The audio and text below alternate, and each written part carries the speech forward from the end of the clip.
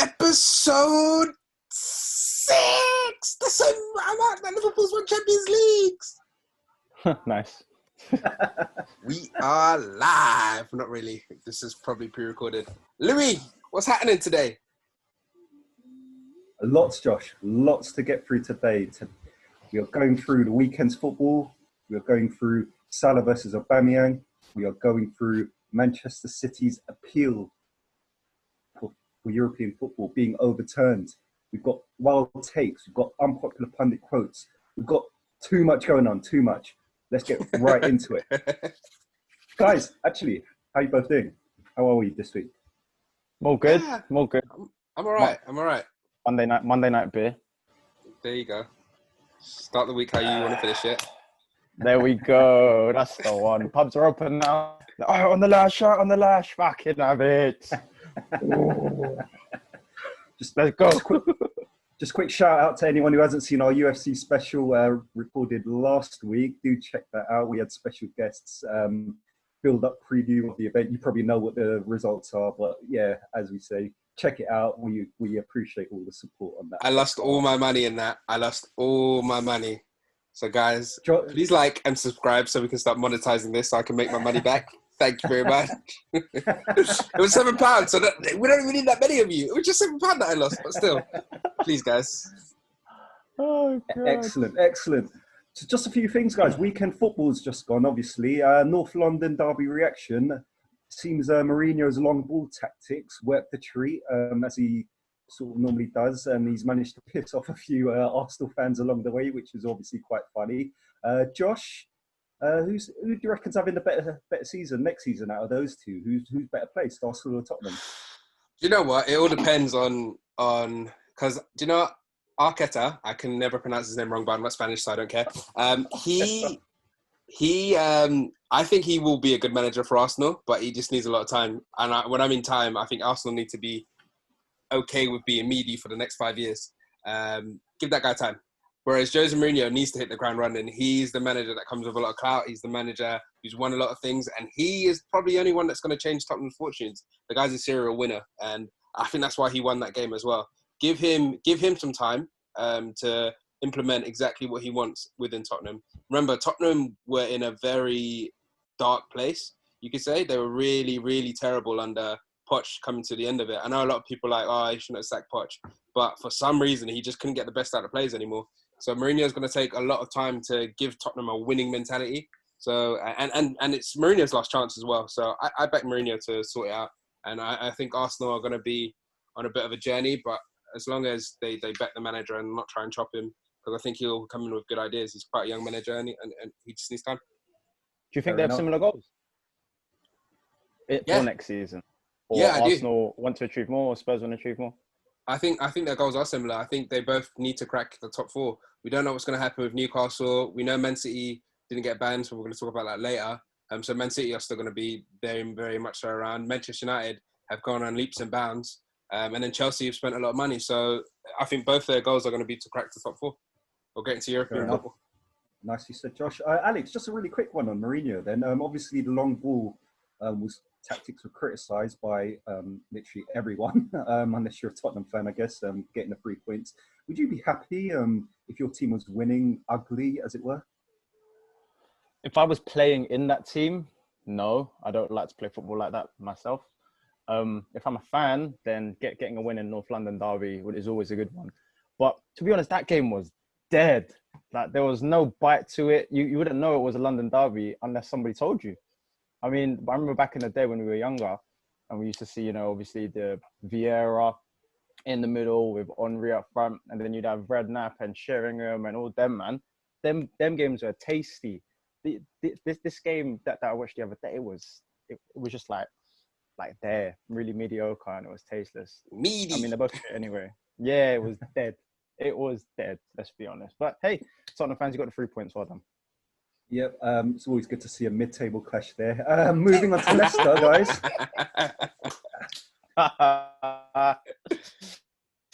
Moving on to Leicester, Brendan Rodgers seems to be bottling the top four position. We all know that so well. Whilst they were 1 up and managed to lose 4-1, which I think is even more of an achievement to a very unconfident Bournemouth. Alex, has Rodgers blown it for Champions League for Leicester? I mean, I hope not. It'd be such a shame. They've had such a good season. I mean, it probably, if you were to tell them you're going to finish and get a European spot at the start of the year, they'd probably take it. But in the position that they're in now, they have to be wanting Champions League football next season. They're still in pole position, I guess. They got the game in hand on Chelsea and whatnot. So if they win the next game, back in the top four. But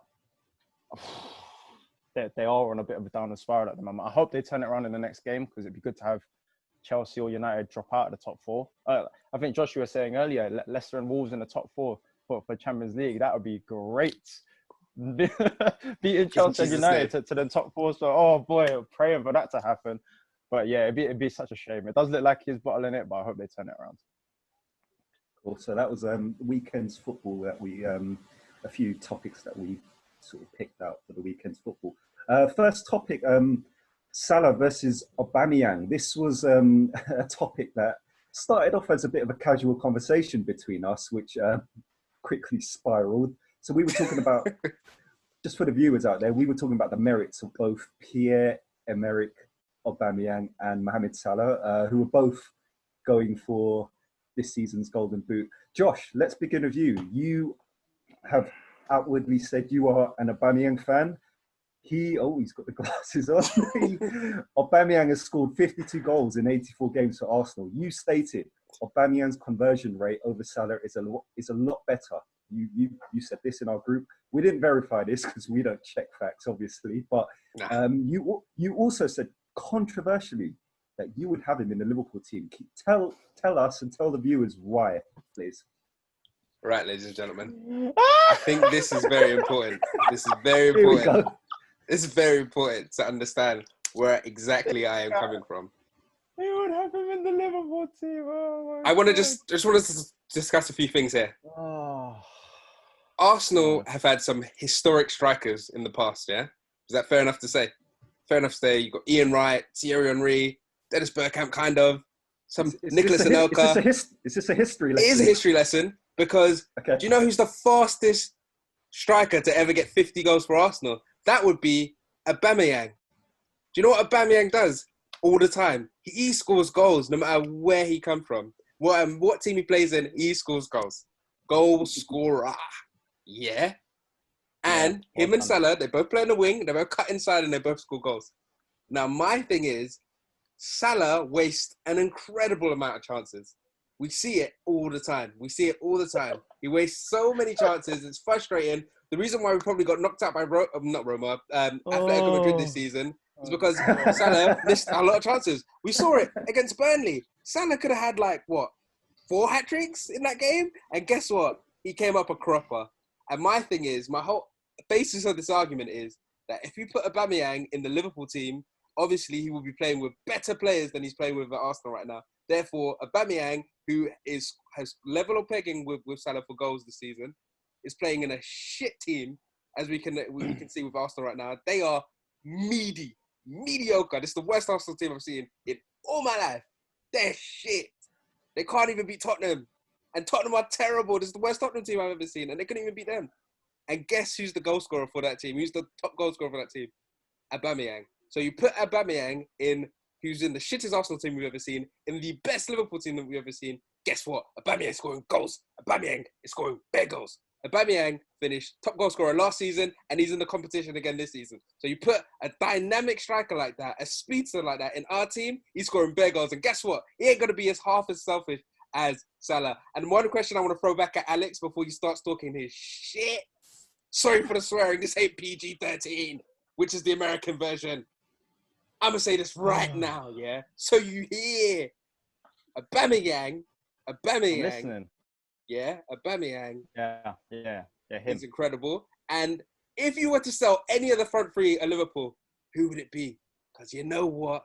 You'll be a liar if you didn't say it was Salah. Take the goddamn floor. Thank you very much, Josh. Some very interesting, controversial points brought up from you. Alex, I saw you shaking your head. You were tutting away through eye contact. It's hilarious. Mohamed Salah, he is the Golden Boot winner 2 years running. He's got 73 goals in 105 games. He's going for a three-peat this season. MJ reference for all you true fans out there. Tell me why. Why are you dismissing Josh's support for Aubameyang, and why you think he's insane to even entertain the thought of Aubameyang over Salah? Well, there's no denying Aubameyang is a great player. 100%. I agree. He's a great player, quickest guy to get to 50 goals for Arsenal and whatnot. But Salah's the quickest player ever to get to 100 goal involvements in the Premier League. The quickest player ever to get to 100. And let's dig into the stats, because I actually done a little bit of homework on this. So last season, let's discount this season because it's not the traditional top six, right? Aubameyang joined Arsenal, was it 2017, 2018, right? And Salah joined roughly the same period. No, January. January. He joined in January, right? Yeah. Now, the original top six is City, Liverpool, Arsenal, Spurs, Chelsea, United, right? Since joining, he's only contributed to 3 goals and 1 assist in 19 games against those teams. If this guy isn't the biggest stat padder against the shittest teams ever, he's just a glorified Lukaku, because that's all Lukaku was. He used to score the 3rd goal in a 4-0 win against Brighton, and he would go on like he's the best striker ever. And you know what? Arguably, Lukaku might even have a better goal-scoring record than him. And those goal involvements that he was involved in, then were penalties from open play. Can I say as well? Salah, in the same time frame, has been involved in 16 goals in 24 matches.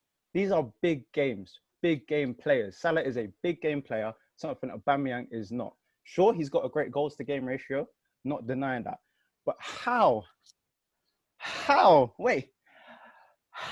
can you say you would swap Salah for Aubameyang when we've just won the league by a clear 20 plus points? I don't even know how much it is.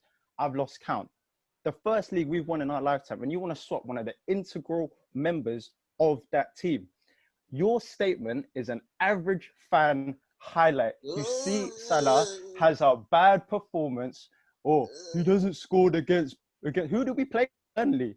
Oh, it was 1-1. We didn't even lose the game. It was a game that doesn't even mean anything, and you want to harp on about swapping him for a player that arguably isn't even better than him. If you were talking about maybe swapping him for, I don't know, let's say Mbappe, then yeah, fair enough. He's a definite upgrade.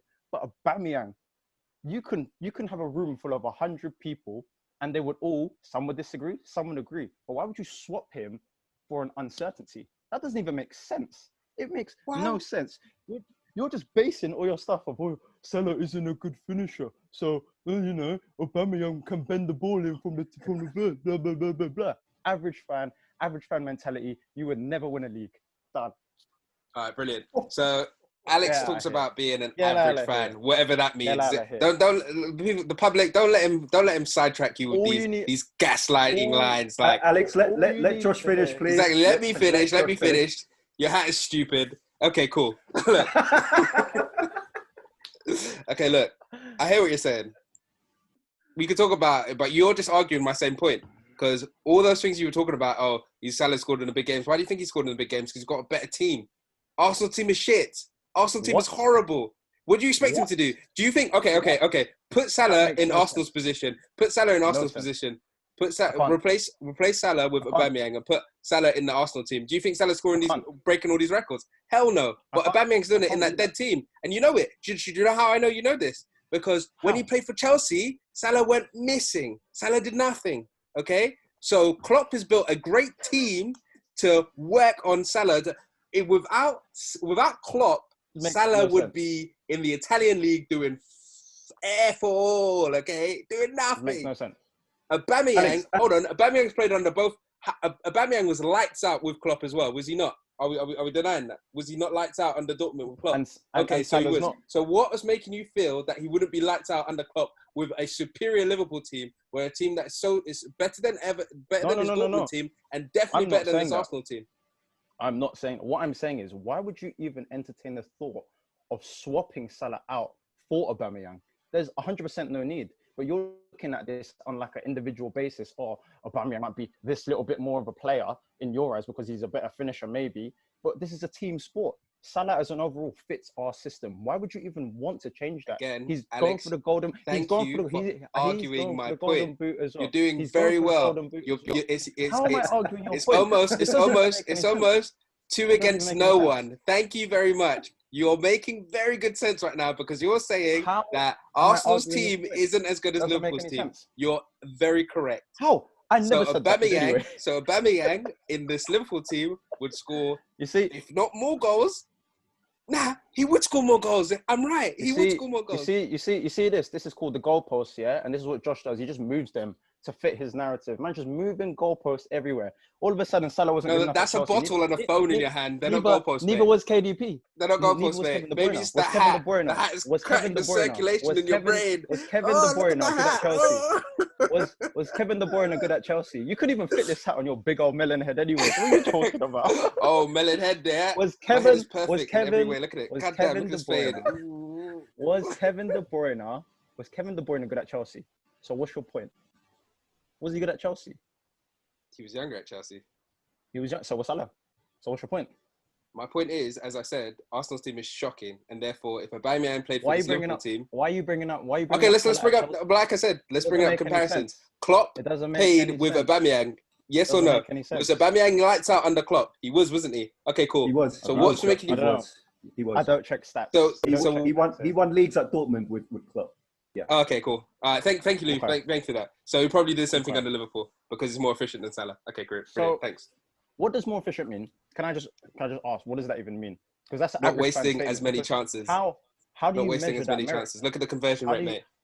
Of what? You don't have that evidence though. I've given you the facts, which is that Salah scores more goals in more important games than Aubameyang. Why would you? Okay, but we're not arguing that. We're not arguing that. But it makes him a better player though. That's the only thing that. No, it doesn't. How does it make him a better player? He's playing in a terrible team. Let me. I'm telling you. Josh, let Alex finish, please. You got to let me say it then. The only thing that apparently separates them at the moment is that because they have the same goals, roughly, they have the same conversion in terms of games per goal. So what would separate them? Only scoring in the big games, which is what Salah does more than Aubameyang. These are the facts. You can argue maybe he might be better, maybe he might be this, but you don't know that because it's never happened. No, so why would you? You're wrong. You're wrong. Shall I tell you why you're wrong? You're telling me why you're wrong because we're not arguing who's more clutch. We're not arguing that. We're not arguing who scores the bigger goals in the big games. That's not what we're arguing. What we're arguing is who would be more efficient, who would be slicker in our team, and without a shadow of a doubt. So if you're saying, like I said, everyone who's watching this knows that Arsenal are not as good as this Liverpool team. That's what I'm saying. You put Aubameyang in this Liverpool team. How do you measure that? You don't measure it. That's why it's a hypothetical argument. Exactly. So you're chatting shit at it. You're average. Hypothetically, no. It's hypothetical. Coming we're up. done. We're going to disagree. We're going to agree to disagree. Put it on a poll. We'll see what happens.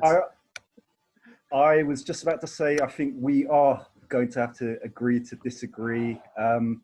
Some very interesting points. This could be an argument that goes on all summer. Let's move on.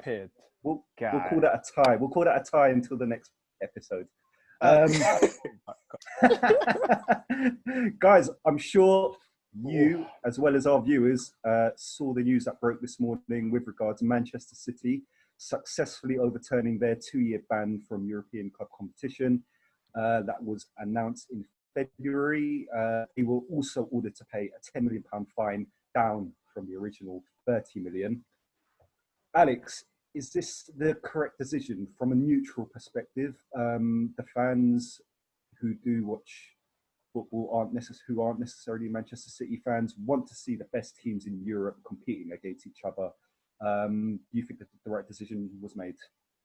I don't know. I mean, to be honest, yeah, I'm for it in a sense that I want to see City playing in the big games. I want to see them in the Champions League. Yeah, raise your eyebrows. You never agree with anything with me, do you? But I don't want to see City not in the big games with the money and financial backing that they have. It'd be a shame to not see the likes of Kevin De Bruyne playing in the Champions League or Raheem Sterling if they didn't leave. That is, but financial fair play, it gets bypassed anyway. It's just a matter of whether you get caught or not. So, I mean, look at PSG. They managed to spunk 200 million on Neymar, and then that went under the radar. And I don't see them getting a fine or a ban. So it's like, yeah, you got caught, but even 30 million, arguably they would have been able to pay that off anyway. So what does it matter? Money's not a big deal to any of these guys in football. I want to see them playing in the big games. I got no issue with it, but that's just on the surface, I guess. Fair enough. Fair enough. Josh, you mentioned in past pods as well, you were very sort of heavy in your support of a Manchester City banning. This has turned FFP, the Fair Play Financial Committee, into a bit of a joke. What's your view in the whole matter? So the decision was a terrible one, and I agree with Alex. I do want to see the best players play football, but I also want to see a level of fairness in the game of football, the game that we all love, the game that we grew up watching as kids. And I just don't think with financial fair play was meant to bring about, well, fair is in its name, isn't it? It was meant to bring that about. But one thing about this case, I know we don't really check facts, but I was so deep in this case, I was ready for Man City to get kicked out, their owner to leave. I was ready for all of it. But that didn't happen. And the reason why it didn't happen is not because they got away with it. Well, they got away with it, but it's not because they're innocent. They were guilty about what they did. They cooked up the books, and they're guilty for what they did. But it's because UEFA took ages to actually put it in. It could be the actual fact hasn't come out just as yet, but it's been suggested that it's been a time bar. So UEFA was just too slow to enact their own sort of laws and principles. So financial fair play is a joke. And if you really are looking at fairness, we should probably adopt like what I see in the USA in terms of a system where essentially things are capped. Because that's one of the reasons why Robert Kraft didn't buy Liverpool, because he wanted a cap system in there. Fortunately, we got really good owners anyway, FSG. But essentially, FSG's whole model was based upon financial fair play. So if that's been thrown out the window now, essentially, I don't understand where football needs to go from here. There's been talks about a Super League. I think that makes more sense now, because essentially, if Man City are going to just cook their books up every time they want to sign a special player, then essentially it's wrong. I know Man City want to catch up to the likes of Manchester United, Liverpool, and your Barcelonas and Real Madrids, but that takes time. You have to keep winning. And even in spite of all of that, do you know what? Man City have cooked the books. And guess what? They're still 21 points behind Liverpool. They still haven't won a Champions League. So do you know what? How can you cheat and still suck? It doesn't make sense. You lot are trash, but it's fine. It's fine. We move. Okay? So they're going to be in Champions League next season. The Premier League might still have a chance to look at it again. Hopefully the Premier League docked them 20 points, but I don't see that happening either. So it looks like Man City are going to spend their way out of trouble again. And I love Pep Guardiola. I'm sorry I'm going off on one, but I'm really upset about this. I love Pep. Pep is an incredible manager, but you have to look at his reign at Man City and look that he spent like something like 600 million. And yet you're 21 points behind Klopp right now. I think that needs to be leveled as a big level of criticism towards him. If they don't win Champions League in this season, I think their season's been an abject failure. But we'll see how it goes. Just on your point on US sports and like the equality spread around financially among the teams, obviously they've got their draft system. Alex, I was just going to ask you off the cuff, would you like to see something similar where one team doesn't dominate the whole league? It keeps, obviously, as you're quite knowledgeable in the NFL, they've got their draft system. Best college players go to the worst performing teams. Is that something you reckon that could ever happen in our British sport, especially football? It's tough to say because they've got the franchise model, whereas ours isn't like that. And I would love to see something like the college draft system, or it would be university for us. It would give everyone a chance, like myself, to obviously get into a pro club. But having the salary cap, I think that's an awesome idea. I don't know how they would do it though. There's so much money in football at the moment. It's obviously for the higher ups and whatnot to police. But it's definitely something that would make it a more of a fair playing field. This Man City thing. I mean, my guess is that they've probably given the extra 20 million that they would have paid probably backdoor to one of the higher ups at UEFA, because they're also corrupt over there anyway. Yeah, I mean, who knows, conspiracy about everything. But I thought they were going to get away with it anyway. Like, even when the ban came out that they said they were going to get 2 years, we were all saying, well, me and Louis anyway, saying that they're not going to get banned. You know what's going to happen. They'll pay some backdoor money, they'll keep it hush-hush, and they'll just move on with it. Because that's what the big boys do. It's just a shame. It's just the fact that they got caught this one time, so they have to cough up for it. They should have got a bigger ban and stuff like that. But yeah, I mean, I'm not butthurt by it. That's just the way the world is. News just in, our poll is split right down the middle, 50-50. To anyone who isn't aware, we do daily polls. Do check them out. We did ask the followers today whether the 2-year ban, was it fair? It is dead on split 50-50 right down the middle. So it doesn't seem to be one where people sit on the fence on this. You are either for or against Manchester City being banned in Europe. Again, some really interesting perspectives and opinion. Thanks for your views on that, guys. Josh, let's move on to wild takes. What you got for us this week? All right, guys. So just Wild takes. Oh. Wild takes. Wild takes. Wild takes. Okay, Little remix there for you lot. I saw the little Hawaiian thing. Just so everyone knows Yeah. what wild takes is. So You like that? a You wild like that, take. Louis A wild take is what we do when a pundit says something crazy. This is called Sick of the Pundits. So when a pundit says something wild in the week, we have to let them know, let our feelings know, be heard about this. So guys, and also, that ain't the jingle. The wild takes jingle. It's wild takes. It's just a wild take. What was that at the end? Are you sick? I coughed. No, yeah. Sick, innit? So sick. Sick of the pundits. We are actually sick because that's what it is. No way. Did you even cover your mouth? Did you even cover your mouth? I did not. It's fine. You did not, did you? Anyway, sick of the hands. pundits. Wild takes this week is. You make me sick. I'm just gonna tell you guys a little. I'm gonna tell you guys a little story. So I love Wales, the country of Wales, the rugby. It's amazing. I love Wales. I've been to Wales. It's a beautiful place. Wales is You've lovely. been to Wales? Everyone should go to Wales. Fuck Yeah, off, I've been to you're me. Wales. Brilliant place. Anyway, What town? the problem that I have with Wales right now is Mr. Robbie Savage. You need to step up and come here right now, Robbie Savage, because I've had enough. I've had enough of you, Robbie Savage. Sometimes you're on form, and other times you talk absolute nonsense. And guess what this time is? Absolute nonsense. Robbie Savage, you said whoever, I can't do Robbie Savage accent. He said whoever finishes above Man United next season will win the title. Now, I have a problem with this, Robbie Savage, because you see the numbers that Man City and Liverpool have done. Guess what team has never done that? That would be Man United. Never in their lives have they achieved as many points as what Liverpool have done, as Man City have done. They have never done it. So, nah, mate. Manchester United will not be winning the title next season. I can guarantee that. They're a good team. I think they're going to finish top 4. I think they might finish 3rd next season, depending on who they spend money on. We pretty damn certain Sancho's going there. However, Sancho won't be enough. Do you know why? Because they spunked 80 million on a defender who cannot defend. And that is Harry Maguire. He's shocking. When people compare Harry Maguire to Van Dijk, I'm like, brother, you can't even compare Harry Maguire to Gomez. Don't even try it. Harry Maguire is trash. So, no, Manchester United, unless they get a new goalkeeper, because De Gea has had too many sangrias and he just ain't going to be doing it anymore. So therefore, you need a new goalkeeper. Bring back that goalkeeper from Sheffield United.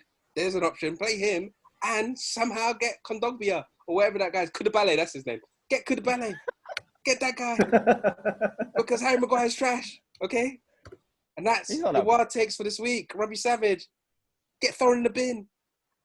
He's not that bad. Harry Maguire's not bad. Alex, any response to that? I mean, I don't think Harry Maguire's as bad as everyone says. He does get a lot of stick. It's not about Harry Maguire. It's what Robbie Savage said. I mean, he's a fucking idiot. What he says that? And United, this is the problem that I have with every pundit and every average fan around in the world. Yeah, is some teams are going a little run like when United have done, and all of a sudden they're world beaters. But it doesn't happen overnight. Like City and Liverpool are by far and away the best clubs in the league, and anyone catching them up, especially moving into the next season. That I don't see how people are going to do that right now. Like Josh said, we've got the highest points totals the last couple of seasons, and I don't see how people can improve so quickly. I mean, they even drew today after their amazing run against lower opposition. So it's like they ain't proved nothing. They just played good against a couple rubbish teams, and that's it. they ain't anything special, man. Yeah, they might finish top 3, top 4, whatever. But Robbie Savage, you absolute mug. What are you talking about? Clueless. Just so we've got it on video. Where do we think United are finishing next season, Josh? I think they'll finish third. And then people might say, "Oh, that would make them in the title race." Nah, they could finish third this season, and they'd be like 20 odd, 20. No, more than 20. What am I talking about? They could be like 30 odd points behind and finish third. I think that can happen next season. And just to quick point on Man United, I think Man United are at the same place where Klopp took over. So when Klopp took over Liverpool, he was just figuring everything out, building that front three. I think Manchester United are a great offensive force, but defensively, they can concede goals against Southampton, against a player that I've never heard of before. So therefore, I just think they're going to struggle unless they sort out their defence. Fair enough. Alex, where United finishing in the league for you next season? This current team, I mean, you know who's been a big factor? Obviously, Greenwood's come about this season. I didn't think he was actually that good. But if he's going to be keeping up this one for next season, then yeah. The top 4, I'd say. I'm going with top 4. I wouldn't say top 3, but yeah, I reckon they'll get top 4. Fair enough. Not challenging though, in any way, shape or form for the Prem towards the latter stages. Okay, we've got all that on film, I guess. We can refer back to this one day. Guys, I think that's it for today's podcast. Very interesting topics. Are we done? Have we got time? Screw Aubameyang and Josh. Discussed with passion, which is what the fans love to see. 2 heavyweights going at it. I'm going to buy a Liverpool shirt with Aubameyang's name on it. Let's start the movement. Oh my God. Shut up, man. I can't even say his name right. All right. Just to give a shout out on our socials to everyone. Please follow us on Sick of the Pundits on Instagram and Twitter. I think I said in the last episode, we've got a website and a Facebook page coming. Just to give you the update on that, we've got a website and a Facebook page coming. We post daily content on Twitter. We've got daily polls. We encourage and invite everyone to get involved on our pages. Thanks to you guys for tonight. Thank you. Enjoy the rest of your beers if you're having any more. Josh, I guess you're off to order your Aubameyang t-shirt. Yeah. Yes. Stay safe, everyone. Alex, you're gonna finish us off with your complete the episode with your unpopular quote. Oh yeah, Michael Owen. I know I go on about Michael Owen a lot in these quotes, but he does say a lot of stupid stuff. So Michael Owen once said, "Whichever team scores more goals usually wins." We'll see you next time on Sick of the Pundits. Thanks for that. Take care, guys. Be safe. See you guys. Till next time. See ya.